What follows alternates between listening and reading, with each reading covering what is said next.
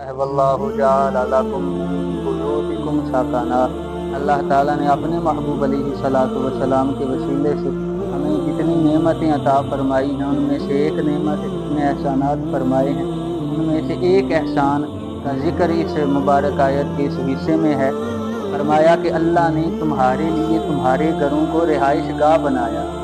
یعنی اللہ تعالیٰ نے جو تمہیں گھر عطا فرمائے ہیں وہ رہنے کے لیے عطا فرمائے۔ اب یہ سوال پیدا ہوتا ہے کہ بندہ گھر بناتا ہے تو رہنے کے لیے ہی بنائے ہیں، رہائش کے لیے ہی بنائے ہیں، لیکن علماء کرام فرماتے ہیں کہ اللہ تعالیٰ کے اس سونے میٹھے فرمان کی تھوڑی گہرائی میں جا اور دیکھ کہ یہ جو ہم نے گھر بنائے ہیں یہ اسی زمین پہ بنائے ہیں کہ جس زمین میں اللہ تعالیٰ نے جنگلی جانور بھی پیدا کیے ہیں اور ان کے علاوہ حشرات الارض بھی ہیں۔ حشرات الارض سے مراد وہ جانور ہیں جن سے انسان کو نقصان بھی پہنچ سکتا ہے، موذی جانور ہیں، سانپ ہیں، بچھو وغیرہ ہیں۔ تو فرمایا کہ یہ ساری زمین پر دوسری مخلوقات بھی ہیں اور تمہیں بھی پیدا فرمایا ہے، اور یہ اللہ تعالیٰ کے احسانات میں سے احسان ہے کہ جہاں تم نے اپنے گھر تعمیر کیے ہیں، اپنی رہائش گاہیں بنائی ہیں، ان کی حدود میں اللہ تعالیٰ ان موذی جانوروں کو، چرند پرند کو آنے نہیں دیتا۔ یہ اللہ تعالیٰ کے احسانات میں سے ایک احسان ہے، اس کی نعمتوں میں سے ایک نعمت ہے۔ اب سوال یہ ہے کہ ان اپنے گھروں کو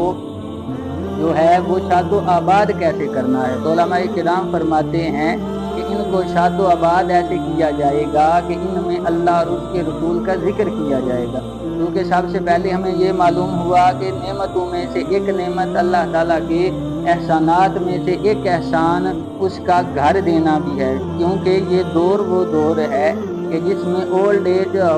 ایج ہوم جیسی لعنت اور ذلت بھی ہے، لیکن اللہ تعالیٰ نے ہمیں اس ذلت سے، اس لعنت سے اپنے محبوب کے وسیلے سے بچایا ہے اور ہمیں اپنی رہائش گاہ، اپنے گھر عطا فرمائے ہیں رہنے کے لیے۔ یہ جو ہے ہمیں اتنا مال دولت دیا ہے کہ ہم اپنے گھر میں رہ سکیں اور اپنی رہائش گاہوں میں رہ سکیں، تو یہ اللہ تعالیٰ کی نعمت ہے۔ اب اس نعمت کو یاد کر کے جب بندہ اس گھر میں داخل ہوتا ہے تو حضور علیہ الصلوۃ والسلام نے فرمایا کہ چونکہ ہم اللہ تعالیٰ کے بندے، اس کے محبوب علیہ الصلوۃ والسلام کے امتی ہیں، تو جتنی بھی نعمتیں دیکھیں گے تو ہر نعمت کو دیکھ کر ہمیں چاہیے کہ ہم اللہ تعالیٰ کا شکر ادا کریں، اس کے محبوب کے وسیلے سے اس کی بارگاہ میں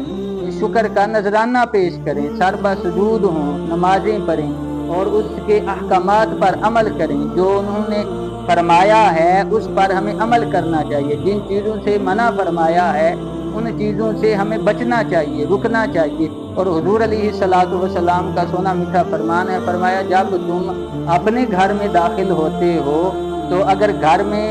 لوگ موجود ہیں، تمہارے اہل خانہ موجود ہیں، تو تم ان کو سلام کرو۔ اگر گھر میں کوئی بھی موجود نہیں ہے تو تم مجھے سلام کرو، یعنی کہ میرا تصور کر کے تو کہو السلام علیکہ یا رسول اللہ، اے اللہ کے رسول، آپ کی بارگاہ میں اپنا سلام عرض کرتا ہوں۔ مطلب یہ ہے کہ حضور علیہ الصلوۃ والسلام کی بارگاہ میں جب سلام جو بندہ، جو غلام، جو امتی عرض کرے گا تو اس کی طرف حضور علیہ الصلوۃ والسلام کی نظر عنایت ہوگی، نظر کرم ہوگا، جس کی طرف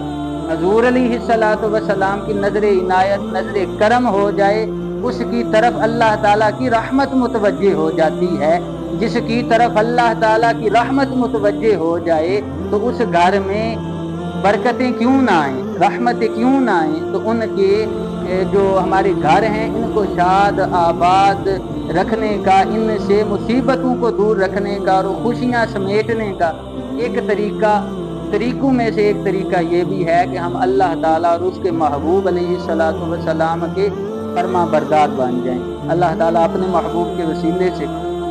ہمارے گھروں کو شاد و آباد رکھے، آمین بجاہ طٰہٰ و یاسین صلی اللہ علیہ وآلہ وسلم۔